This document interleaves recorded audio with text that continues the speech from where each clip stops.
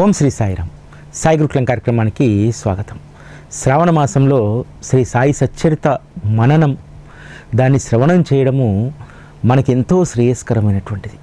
ఎందుకంటే గురు కథకు మించినటువంటి శ్రేయస్కరమైనటువంటి అంశము మరి కలియుగంలో మరొకటి ఏదీ లేదు. ఈ కలియుగంలో అవతరించినటువంటి సమర్థ సద్గురు శ్రీ సాయిబాబా వారి యొక్క అవతార పరమార్థం తెలుసుకోవడం అనేటువంటిది చాలా అత్యంత సంక్లిష్టమైనటువంటిది. ఎందుకంటే వారి అవతార ప్రస్థానాన్ని చూస్తే మనకు అర్థమవుతుంది. అందులో అనేక సంశయాలు ఉంటాయి మనకు. ఆ రోజు బాబాను దర్శించుకున్నటువంటి వాళ్లకు 1,00,000 సంశయాలు, అనేక తర్కాలు. అసలు బాబాను ఏ విధంగా అర్థం చేసుకోవాలి? అందుకనే బాబా భవిష్యత్ తరాలకు తన యొక్క తత్వాన్ని అత్యంత సులువుగా అర్థమయ్యే విధంగా అన్నాసాహెబ్ దబోల్కర్ అనేటువంటి ఒక టూల్ను ఎంపిక చేసుకొని శ్రీ సాయి సచ్చరిత అనేటువంటి అద్వితీయమైనటువంటి గురు కదంబం మనందరికీ కూడా వారు అందించడం జరిగింది.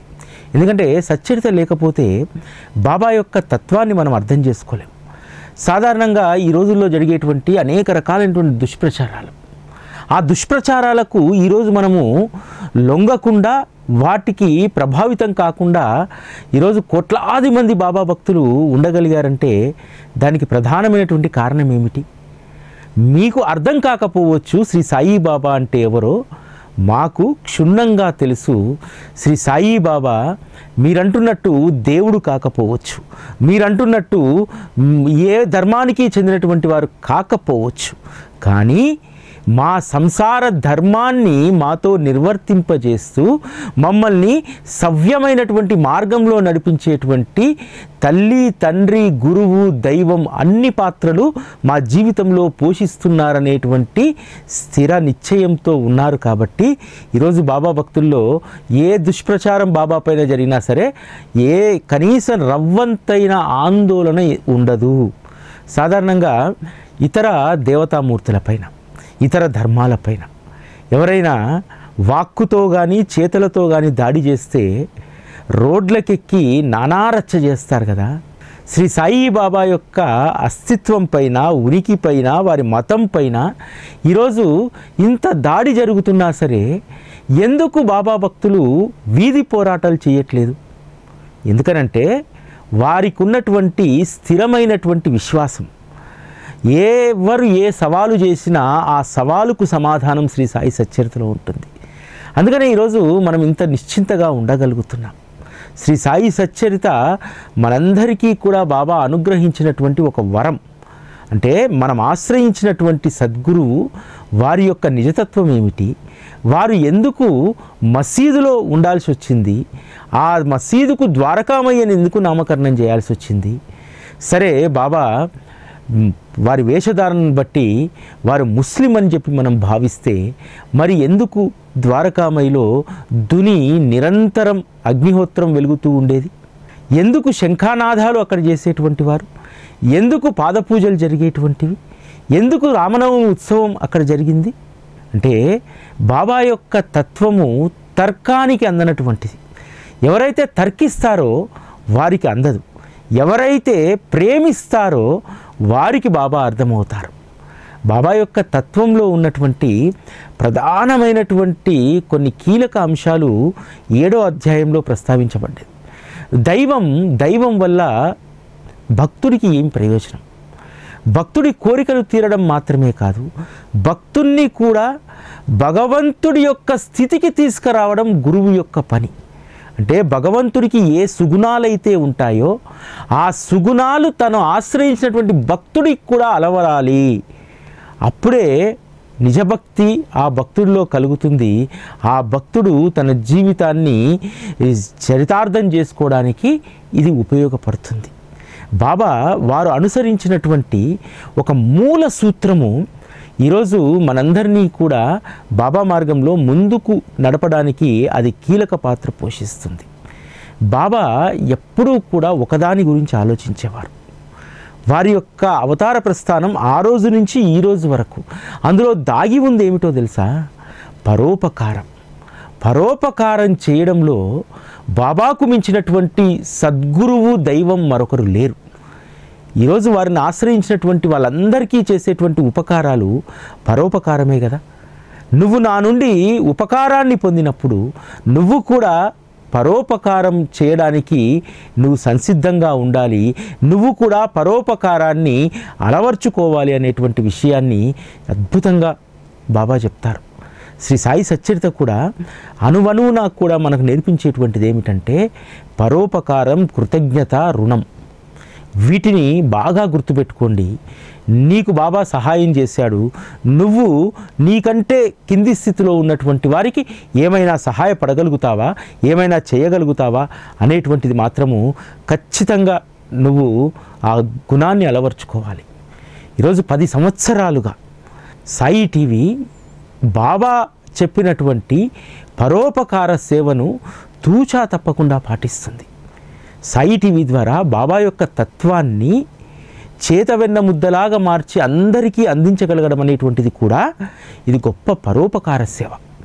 ఈ పరోపకార సేవకు బాబా మెచ్చాడు కాబట్టే సాయి టీవీ యొక్క ఆయువు ఈరోజు 10 సంవత్సరాలకు చేరింది. బాబా తలుచుకుంటే సాయి టీవీకి అనంతమైనటువంటి ఆయువును ఇవ్వగలుగుతాడు. ఇవి కేవలం మనం గణించుకోవడానికే తప్ప, లెక్కబెట్టుకోవడానికే తప్ప ఈ సంవత్సరాలు బాబా పట్ల నిబద్ధత ఉన్నటువంటి వారి యొక్క సేవను జీవితాంతం ఆయన తీసుకుంటారు. నేను కూడా కోరుకునేది ఒకటే, పరోపకారం అంటే 10 మంది పిల్లలకు నేను ఫీజులు కట్టలేకపోవచ్చు, 10 కుటుంబాలను నేను పోషించలేకపోవచ్చు, కనీసము ఒక 10 మందికి నేను వస్త్రదానం నేను చేయకపోవచ్చు, ఆ శక్తి నాకు లేకపోవచ్చు. కానీ అంతకు మించినటువంటి గొప్ప శక్తిని సాయి టీవీకి ఇచ్చి మాలాంటి వారిని ఒక సాధనంగా వాడుకుంటున్నారే, చాలు ఈ పరోపకార సేవలో జీవితం తరిగిపోవాలని చెప్పి మేము కోరుకుంటున్నాం. అదేవిధంగా బాబా ఏ విధంగా పరోపకార సేవ చేసేటువంటి వారు, మనలాగా కనీసం ఆయన నోరు తెరిచి చెప్పుకోకపోయేటోళ్ళు తెలుసా, నేను ఈ పరోపకార సేవ చేశాను మీరందరూ కూడా చెయ్యండి అనేటువంటి మాట కూడా వారు చెప్పలేదు. బాబా ఏమి భావించాడంటే నా యొక్క చర్యలను నన్ను ఆశ్రయించినటువంటి వాళ్ళు అర్థం చేసుకోవాలి, అర్థం చేసుకొని ఆ పరోపకార సేవలో తనను ఆశ్రయించినటువంటి వాళ్ళందరూ కూడా ధన్యత్వాన్ని సంపాదించాలని చెప్పి బాబా భావించేవారు. బాబా యొక్క ఒక చర్యను మనం ఇక్కడ గుర్తు చేసుకుంటే, సాధారణంగా రైతులు ఏం చేస్తారంటే ధాన్యం పండిన తర్వాత ఆ ధాన్యం కొంత అమ్మి కొంత కుటుంబ అవసరాలకు ఉంచుకొని మరికొంత ధాన్యాన్ని గావుల్లో దాచిపెడతారు. ఎందుకు దాచిపెడతారు? భవిష్యత్తులో వచ్చే సంవత్సరం పంటలు పండకపోతే, కరువు వస్తే ఆ ధాన్యాన్ని కనీసం కుటుంబ అవసరాలకైనా ఉపయోగపడుతుంది అనే ఉద్దేశంతో కొంత ధాన్యాన్ని పొదుపు చేసి పక్కన పెడతారు. ఇదే విధానం మనకు ద్వారకామయిలో కనిపించేది. బాబా భక్తులు ఏదైనా సమర్పించినటువంటి ధాన్యాన్ని దాన్ని బస్తాల్లో పోసి ద్వారకామయిలో ఉంచేటువంటి వారు. అక్కడ బస్తా నిండా ఎప్పుడూ గోధుమలు ఉండేవి, ఇసుర్రాయి ఉండేది, చాట ఉండేది చెరుక్కోవడానికి. నిజంగా ఇవన్నీ రోజు సంసారానికి ఉపయోగపడేటువంటి వస్తువులు, ఇవన్నీ కూడా సంసారకుల దగ్గర ఉండేటువంటివి. కానీ బాబా ఏ రోజు కూడా ద్వారకామయిలో తన కోసం తాను అగ్ని వెలిగించి పొయ్యి పెట్టి తను ఎప్పుడూ వండుకోలేదు. అయినా సరే వంటకు కావలసినటువంటి అనేక రకాలైనటువంటి సామాగ్రి అక్కడ ఉండేది. ఇసుర్రాయి ఉండేది, చాట ఉండేది, గోధుమలు ఉండేవి. అయినా సరే బాబా ఎప్పుడూ కూడా తమ కోసం దాన్ని వినియోగించుకోలేదు. చాలా సందర్భాల్లో షిరిడీ గ్రామంలో కరువు వచ్చేది. కరువు వచ్చినప్పుడు చంటి పిల్లలు ఉన్నటువంటి కుటుంబాల్లో, కొన్ని కుటుంబాల్లో రైతు కూలీ కుటుంబాలు ఉంటాయి కదా, వాళ్లకు తినడానికి కూడా గంజి లేకుండా ఉండేది. అటువంటి వారు వచ్చి బాబా పాదాలకు నమస్కరించి అక్కడ ఉన్నటువంటి గోధుమ బస్తాల్లో నుంచి కొన్ని గోధుమలు, కొంత ధాన్యాన్ని తీసుకెళ్తుంటే బాబా వారిని ఒక్క మాట కూడా అనేటువంటి వారు కాదు. ఎందుకంటే ఎవరికైతే అవసరం ఉంటుందో, ఎవరికైతే ఆకలి ఉంటుందో వారికి చెందాలనేటువంటి కాంక్షతోటే బాబా అక్కడ ధాన్యాన్ని నిల్వ చేశారు. నిజంగా వారికి అది అవసరం లేదు. అంతేకాదు ద్వారకామయిలో తులసి బృందావనం, చెక్కతో చేసినటువంటి ఒక రథం, పల్లకి ఇవన్నీ కూడా ఉండేవి. కానీ బాబాకు అవేవీ పట్టవు. తులసి బృందావనానికి హిందువులు వచ్చి ప్రదక్షిణ చేసి ఆ తులసి బృందావనాన్ని పవిత్రంగా కొలిచేటువంటి వారు. అంటే తులసి బృందావనానికి ప్రదక్షిణ చేసి పూజించాలనేటువంటి ఆ సాంప్రదాయాన్ని బాబా అక్కడ అమలుపరిచారు. మరి దీన్ని బట్టి బాబా ఏ మతస్థుడు, ఏ కులస్థుడు? బాబా చర్యలన్నీ చూస్తేనేమో హిందూ మత ధర్మానికి సంబంధించినవి, కానీ వారి వేషం చూస్తేనేమో ఫకీరు వేషం. అందుకనే మనందరము కూడా వారి యొక్క అవతార పరమార్థాన్ని తెలుసుకోవడంలో అనవసరమైనటువంటి మాయలో చిక్కుకూడదనేటువంటి ఉద్దేశంతో సచ్చరితలో చాలా సుస్పష్టంగా మనకు అనేక విషయాలను వారు తెలియజేయడం జరిగింది. నువ్వు ఎలా భావిస్తే, నన్ను ఎలా భజిస్తే నీకు నేను అలా ప్రాప్తిస్తాను. అదే ఈరోజు మనందరి అనుభవం. ఈరోజు ఇంకొంచెం ముందుకెళ్తే మన అదృష్టం ఎంత గొప్పదంటే, బాబాని ఈరోజు ఎవరు కూడా బాబాను ఆశ్రయించి వారిని అర్థం చేసుకున్నటువంటి వాళ్ళు ఎవరు కూడా పెద్దగా దైవంగా చూడట్లేదు, ఈవెన్ సద్గురువుగా కూడా చూడట్లేదు. అంతకు మించి ప్రేమిస్తున్నారు. శ్రీ సాయిబాబా నా తాత, శ్రీ సాయిబాబా నా తండ్రి, శ్రీ సాయిబాబా నాకు మార్గనిర్దేశకులు, శ్రీ సాయిబాబా నాకు ఈ ప్రపంచంలో ఉన్నటువంటి ఏకైక సఖుడు, స్నేహితుడు, ఇలా భావిస్తున్నారు. అందుకనే బాబా పట్ల అంత ప్రేమను మనం మూటగట్టుకోగలుగుతున్నాం. భగవంతుడంటే భయభక్తులు ఉండాలి, గురువు అంటే గౌరవం ఇవ్వాలి. ఇవేవీ లేకున్నా ఆయనను మనం మనవారిగా చేసుకోవడం ద్వారా ఇక్కడ సంబంధం ఒక్కటే ఒక సంబంధం కలుగుతుంది, ప్రేమ సంబంధం. ఆ ప్రేమ సంబంధమే శాశ్వతంగా నిలిచిపోయేటువంటిది. భయంతో కూడినటువంటి భక్తి శాశ్వతంగా నిలవదు. భగవంతుడిపైన దృష్టి కేంద్రీకరించాం. మనం గురువు పట్ల గౌరవం ఉండాలి. మనం ఏమైనా చేస్తే, ఎక్కువ మాట్లాడితే గురువు కోపగిస్తారనేటువంటి భావనలో ఉంటాం. కానీ ఇక్కడ ఆ గౌరవము, భయభక్తులు ఏవీ లేకుండా ఒక స్వచ్ఛమైనటువంటి ప్రేమ ఈరోజు బాబాకు మనకు మధ్య ఏర్పడ్డదంటే మనకంటే మించినటువంటి అదృష్టవంతులు ఇంకొకరు లేరు. అందుకనే హేమాడ్ పంతు ఇక్కడ ఎంత అద్భుతమైనటువంటి మాట రాస్తారంటే, ఏదో పూర్వార్జిత సౌభాగ్యం వలన బాబా పాదాల వద్ద ఆశ్రయం లభించింది, మనస్సుకు శాంతి, ప్రాపంచిక వ్యవహారాలలో నిశ్చింత కలిగింది. ఆ తర్వాత ఎంత సుఖాన్ని సంపాదించినా అది సుఖమే కాదు. శ్రీ సాయి సమర్థుని సమాగమనంలో లభించిన ఆనందాన్ని అనుభవించి నేను ధన్యున్నయ్యాను. పూర్ణ నిశ్చలత్వానికి, ఆత్మానందానికి నిలయం శ్రీ సాయిబాబా. అటువంటి వారి యొక్క వైశిష్టాన్ని, విశిష్టతను నేను ఏ విధంగా వర్ణించను అని చెప్పి రాయడం జరిగింది. ఈరోజు మన జీవితాల్లో కూడా అంతే. మనము ఏదో పూర్వజన్మలో ఆర్జించినటువంటి సౌభాగ్యం మూలంగా ఈరోజు సాయి చరణాల వద్దకు మనం చేరాం. సాయి చరణాల వద్దకు చేరిన తర్వాత దొరికినటువంటి సుఖం ముందు ఇతర సుఖాలేవి కూడా మనకు అవి సుఖాలుగా భావించలేం. మనం అవి అంత ఆనందాన్ని ఇవ్వవు. సాయి యొక్క సమాగమనము ఆనందానికి, ఆత్మానందానికి అది స్థానం. ఈరోజు ఇతరుల కంటే మనం ఆనందంగా ఉండడానికి, కొంత శాంతిని సాధించడానికి ప్రధానమైనటువంటి కారణం శ్రీ సాయిబాబా అనేటువంటి ఆశ్రయం కదా. అదేవిధంగా ఈ లోకంలో ఉన్నటువంటి వ్యవహారాలపైన బాబా పాదాలను ఆశ్రయించిన తర్వాత నిశ్చింత కలుగుతుంది. ఇంతకుముందు అలజడి ఉండేది. నాకంటే ముందు వెళ్ళిపోతున్నాడు, నాకంటే అధికంగా సంపాదిస్తున్నాడు, నాకంటే వేగంగా అభివృద్ధి చెందుతున్నారు పక్క వాళ్ళు అనేటువంటి బాధ ఉండేది ఒకప్పుడు. కానీ బాబా చరణాలను ఆశ్రయించిన తర్వాత నాకు ఏ పరుగు అవసరం లేదు, ఏ అభివృద్ధితో నాకు, పక్కవాడి అభివృద్ధితో నాకు సంబంధం లేదు. నేను బాబా చరణాల వద్ద వారి ఆశ్రయంలో నేను పారమార్థికంగా ఎంత ఎదుగుతున్నాను అనేటువంటిది మాత్రమే నాకు ప్రధానమని చెప్పి ఎవరైతే భావిస్తారో వారి జీవితాలు ఆటుపోట్లు లేకుండా ముందుకు తీసుకెళ్తాడు బాబా. ప్రపంచ వ్యవహారాల్లో నిన్ను రాటు తేలుస్తాడు. రాటు తేల్చడం అంటే ఎంత గొప్పగా మనల్ని డెవలప్ చేస్తాడంటే, ప్రపంచ వ్యవహారాల్లో అనవసరంగా తలదూర్చేటువంటి నైజాన్ని పూర్తిగా కోల్పోయేలాగా చేస్తారు. ఇంతకుముందు ప్రపంచంలో ఏం జరుగుతుంది, పక్కింట్లో ఏం జరుగుతుంది అనేటువంటి ఆసక్తులు ఉండేటువంటి, ఇప్పుడు ఆసక్తి తగ్గిపోయి మన వ్యవహారం మట్టుకే మనం ఉండి, మన ఉద్యోగం, మన వ్యాపారం, మన ధర్మం అంత మట్టుకే ఉండి మిగతా దృష్టంతా కూడా గురు కథ వైపు, సద్గురువు యొక్క ప్రేమను, వారి ఆప్యాయతను జుర్రుకునేటువంటి పనిలో మనం పడతాం. తద్వారా లౌకికంగా మనకేం ఇబ్బంది ఉండదు, పారమార్థికంగా ఎవరూ సాధించలేనటువంటి ఒక ఉన్నతిని సాధించడానికి మన ప్రయత్నం ప్రారంభమవుతుంది. ఆ ప్రయత్నం ఎప్పుడూ వృధా కాదు. నీ జీవితానికి ఏదైతే సంపదో, ఏదైతే అసలైనటువంటి ఐశ్వర్యమో అది ఖచ్చితంగా నీకు సాయి చరణాల వద్ద ప్రాప్తిస్తుంది. అదే శాశ్వతమైనటువంటి సంపద అనేటువంటి జ్ఞానానికి నువ్వు రాగలుగుతావు. ఆ జ్ఞానం వచ్చినప్పుడు నీ జీవితం సుఖమయంగా మారుతుంది. ఇంత గొప్ప తత్వం బాబాది. బాబా దగ్గర ఉన్నటువంటి ఇంకో గొప్పతనం ఏమిటంటే, లక్ష్మీపుత్రుడైనా పేదవాడైనా ఇద్దరి పట్ల ఒకే రకమైనటువంటి భావన బాబాకు ఉండేది. అంతేకాదు వీరిని వేరువేరుగా చూడకపోయేటవారు, ఒకే త్రాసులో కొలిచేటువంటి వారు. అంతేకాదు బాబా వద్దకు వచ్చినటువంటి భక్తులకు గొప్ప తమాషాగా ఉండేది తెలుసా.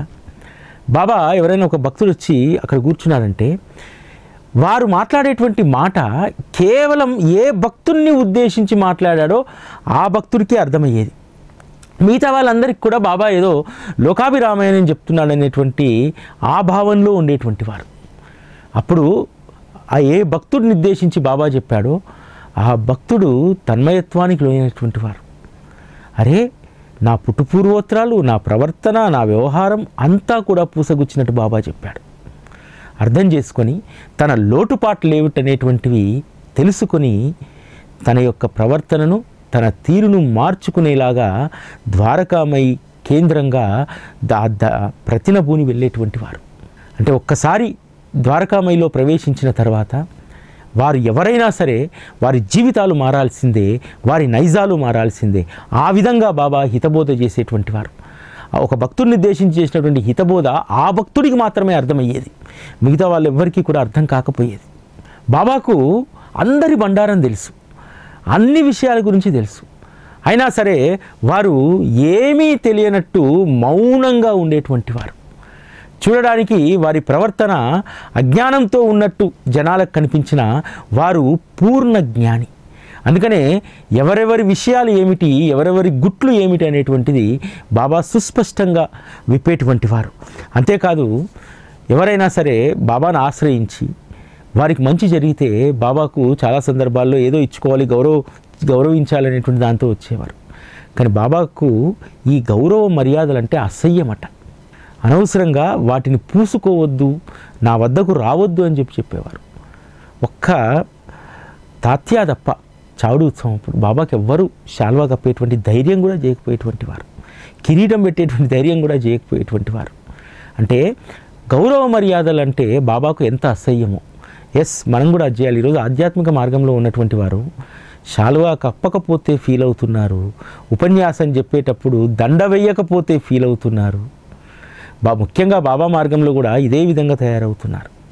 దండ వేయాలి, శాల్వా కప్పుకోవాలి, గొప్ప ఆడంబరాలు ఉంటేనే బాబా తత్వాన్ని బాగా బోధిస్తామనేటువంటి దాంతో ఉంటున్నారు. నిజానికి బాబాయే ఆ గౌరవ మర్యాదలు వద్దనుకున్నారే. మనం ఆ గౌరవ మర్యాదల కోసము ఎదురు చూడడం ఎందుకు, వాటి కోసము తాపత్రయపడడం ఎందుకు? కాబట్టి బాబా చూపినటువంటి మార్గాన్ని, వారి యొక్క జీవన విధానాన్ని మనం అర్థం చేసుకుంటే మన జీవితం కూడా చాలా ప్రశాంతంగా నిరాడంబరంగా ఉంటుంది. ఆడంబరాలు లేనటువంటిదే శ్రీ సాయి బాబా తత్వం. వారు దాన్ని ఆచరించి చూపెట్టారు. అంతేకాదు తనను ఆశ్రయించినటువంటి భక్తుల పట్ల ఎంత ప్రేమనో ఈ అధ్యాయంలో బాబా తెలియజేస్తారు. ఎందుకంటే బాబాకు కొంతమంది ప్రేమతో దక్షిణ సమర్పించేవారు, కొంతమంది వద్ద అడిగి తీసుకునేటువంటి వారు. ఈ విధంగా బాబా దగ్గర దక్షిణ పోగు కావడం ప్రారంభమైన తర్వాత బాబా చేసినటువంటి మొట్టమొదటి పని ఏమిటో తెలుసా? షిరిడీలో తనకంటే ముందే కొలువైనటువంటి శని, మారుతి, గణపతి, మహాదేవుడి ఆలయాలను బాబా తనకొచ్చినటువంటి దక్షిణలోంచి పునరుద్ధరింపజేశారు. అంటే తాను స్వీకరించినటువంటి దక్షిణ ఎవరి దగ్గర నుంచి? ప్రేమమైనటువంటి భక్తుల వద్ద నుంచి. కాబట్టి వారికి మరి మేలు చేయాలి కదా. వారికి మేలు చేయడానికి ఆ దక్షిణను దేనికోసం ఉపయోగించాడు? దైవ కార్యం కోసం ఉపయోగించాడు. ఆ పుణ్యం సాయిబాబా ఏం చేసుకుంటాడు? ఆయన పుణ్యం, ఆ పరమాత్మకు పుణ్యంతో ఏమవసరం? ఆ పుణ్యాన్నంతా కూడా ఎవరైతే దక్షిణ సమర్పించారో వారందరికీ ప్రాప్తింపజేసేవారు. అంటే భక్తుల యొక్క దక్షిణ పవిత్రమైనటువంటి కార్యాలకు వినియోగపడాలి అని చెప్పి బాబా ఆ విధంగా ఆలయాలను పునరుద్ధరింపజేశారు. ఆ తర్వాత కొన్ని రోజుల తర్వాత దక్షిణలు ఎక్కువగా రావడంతో ఒకరికి 15 రూపాయలు, ఒకరికి 30 రూపాయలు, ఒకరికి 40 రూపాయలు, ఒకరికి 50 రూపాయలు తన దక్షిణల నుంచి అందరికీ పంచేటువంటి వారు. అయితే బాబా ధర్మబద్ధంగా తీసుకున్న డబ్బది. అదేవిధంగా తీసుకున్నటువంటి వారు కూడా దాన్ని జలసాలకు, విహారాలకు, విందు వినోదాలకు ఉపయోగించకుండా దాన్ని ధర్మబద్ధమైనటువంటి కార్యాలకు ఉపయోగించాలని చెప్పి ఆ రోజు బాబా వద్ద దక్షిణ స్వీకరించినటువంటి భయ్యాజీ కావచ్చు, తాత్యా కోతే పాటిల్ కావచ్చు, అనేక మంది షిరిడీలో ఆ ధనాన్ని ధర్మకార్యాలకే ఉపయోగించారు. వారు పొలాలను కొన్నారు, అనేక మందికి ఉపాధి కల్పించారు. బాబా ఇచ్చినటువంటి ధనాన్ని మరొకరికి పరోపకారానికి ఉపయోగపడేలాగా మాత్రమే వినియోగించారు. అంటే సద్గురువును అర్థం చేసుకోవడంలో ఆ రోజు భక్తులు విజయాన్ని సాధించారు, అర్థం చేసుకున్నారు. బాబా ఇచ్చినటువంటి దక్షిణ కూడా అందులో ఒక్క పైసా ఆడంబరానికి, వినోదానికి, విందుకు ఖర్చు చేయకుండా ఉండాలనేటువంటి బుద్ధి వాళ్లకు కలగడం కూడా బాబా యొక్క కృపనే కదా. అంతేకాదు దాన్ని బాబా అందించినటువంటి ఆ ఆలోచనను అమలు చేయడం కూడా గొప్ప విషయం. కాబట్టి బాబా యొక్క చర్యలను మనం అర్థం చేసుకోవాలంటే శ్రీ సాయి సచ్చరితను మనము సమగ్రంగా మనం పారాయణ చేయాలి, దాన్ని అధ్యయనం చేయాలి. ప్రతి సందర్భంలోనూ బాబా ఏం చెప్తున్నాడు, మనకు ఏమి చేయమని చెప్తున్నాడు, ఏమి బోధిస్తున్నాడు, నువ్వు ఎలా ఉండాలని చెప్తున్నాడు అనేటువంటి విషయాలను మాత్రం మనం తప్పకుండా గమనంలోకి తీసుకోవాలి. ఆ రోజు భక్తులకు బాబా పట్ల ఎంత విశ్వాసం అంటే, అనారోగ్యంతో ఉండి అక్కడికి వచ్చినటువంటి వాళ్లకు బాబా ఏది చెప్తే దాన్ని పాటించేవాళ్ళు.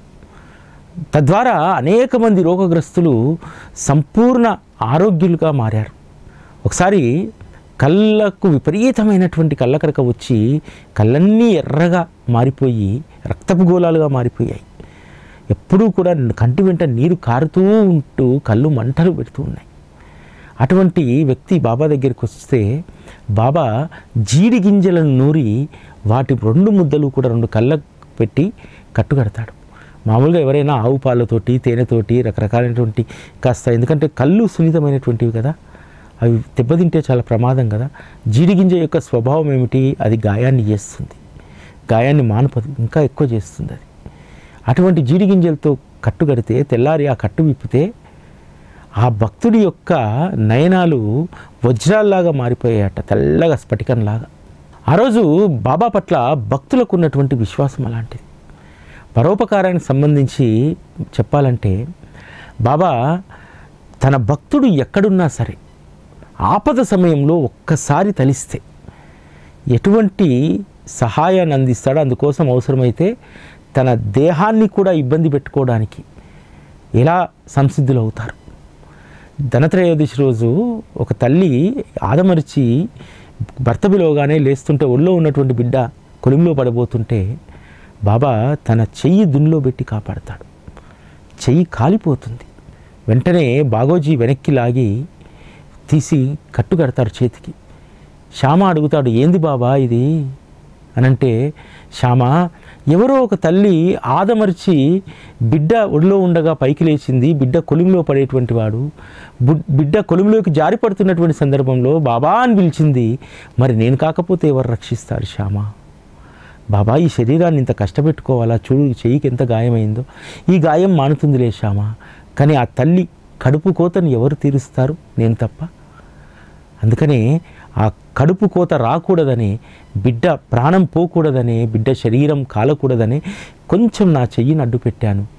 అక్కడ నేను చెయ్యి అడ్డపెట్టకపోతే బిడ్డ శరీరం కాలేది, ఇక్కడ కాస్త చెయ్యి మాత్రమే కాలింది. అంటే పరోపకారం కోసం బాబా ఎంతగా పరితపిస్తారు. బాబా చేతికి గాయమైతే పరమానంద్ అనేటువంటి వైద్యున్ని నానాసాహెబ్ చందోర్కర్ పంపిస్తారు. బాబా అస్సలు ఒప్పుకోడు వైద్యానికి.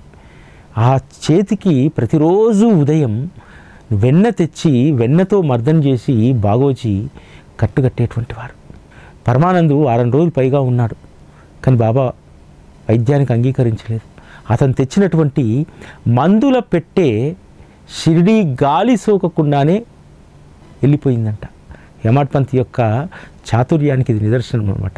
వైద్యుడు వచ్చాడు, వైద్యం చేయలేదని చెప్పి రాయలేదు. అతడు తెచ్చినటువంటి ఔషధాల పేటిక షిరిడి గాలి సోకకుండానే ఔషధాలు వెళ్ళిపోయాయి తిరుగు ప్రయాణంలో అని అంటారు.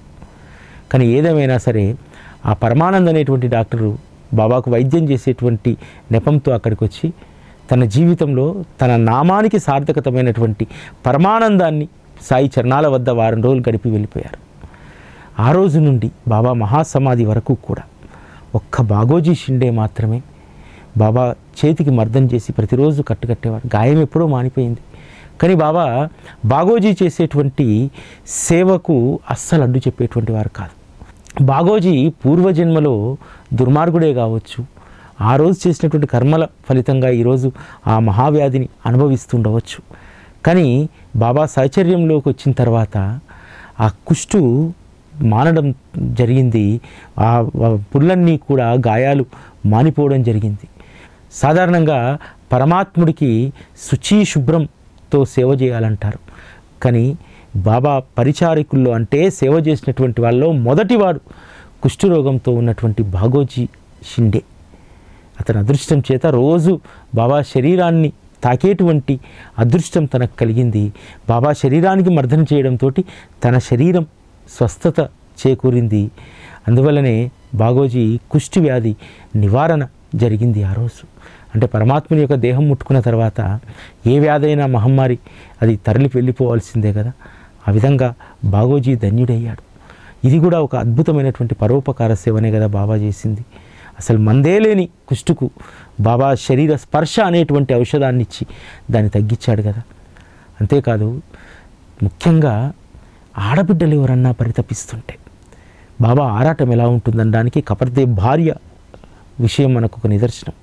తన కొడుకు ప్లేగు జ్వరం వచ్చిందని, ఆ ప్లేగు జ్వరం వల్ల ఇబ్బంది పడుతున్నాడని చెప్పి తను వెళ్ళాలని చెప్పి అనుమతి కోరుతూ బాబా దగ్గరికి వెళ్తే బాబా తన కఫ్ని ఎత్తి చూపెట్టి, అమ్మా నేను ఎలా భరిస్తున్నానో చూడు ఒకసారి అని అంటాడు. అంటే నీ కొడుకు యొక్క ప్లేగు బాధను నేను అనుభవిస్తున్నానమ్మా, నిశ్చింతగా ఉండని చెప్పి భక్తుల యొక్క ఆపదలను నివారించడం, భక్తుడి యొక్క అభిష్టాన్ని, అది సత్సంకల్పమైతే బాబా ఎప్పుడూ కూడా సత్సంకల్పాన్ని సాకారం చేస్తారు. నానాసాహెబ్ చందూర్కరు నందూర్ బార్లో పనిచేస్తున్నప్పుడు సడన్గా పండరీపురం ట్రాన్స్ఫర్ అవుతుంది. కానీ అది ఎన్నో రోజులుగా ఉన్నటువంటి కోరిక. ఏ రోజు బాబాకు కూడా చెప్పలేదు. తను ఒక్కసారైనా తన సర్వీస్లో పండరీపురంలో పనిచేయాలని చెప్పి ట్రాన్స్ఫర్ ఆర్డర్స్ రాగానే నేరుగా పండరీపురం పోకుండా షిరిడీకి వస్తాడు. ఎందుకంటే పండరీపురం వెళ్తున్నాను కదా, ఇంతకుముందంటే నేను ఒక యాత్రికుడిలాగా వెళ్ళేటువంటి వాడిని, కానీ ఇప్పుడు నాకు ప్రభుత్వం ఒక వసతి, ఇల్లు అన్నీ కల్పించింది, బాబాని తీసుకుని వెళ్దాం ఈసారి అని చెప్పి వస్తాడు. నానా వస్తున్నటువంటి విషయం ఎవరికీ కబురు పెట్టలేదు. కానీ టాంగా పొలిమేరల్లోకి, షిరిడీ పొలిమేరలోకి రాగానే మసీదులో భజన ప్రారంభిద్దామని చెప్పి భజన ప్రారంభిస్తారు. మనందరము పండరి పోవాలి, పండరిని సేవించాలి అనేటువంటి భజన మొదలవుతుంది. నానాసాహెబ్ వచ్చేసరికి ఆ భజన నిరాటంకంగా సాగుతూ ఉంటుంది.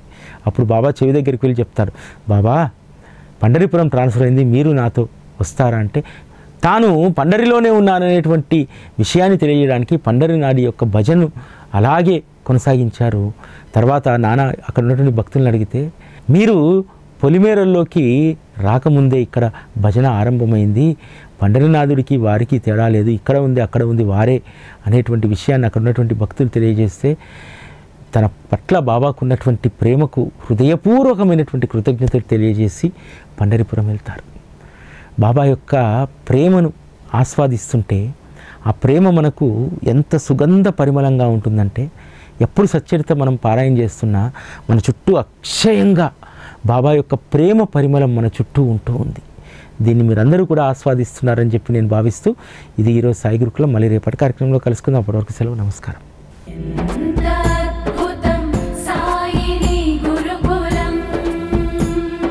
శిక్షణే తప్ప శిక్షలు లేని శరణాగతి సౌదం.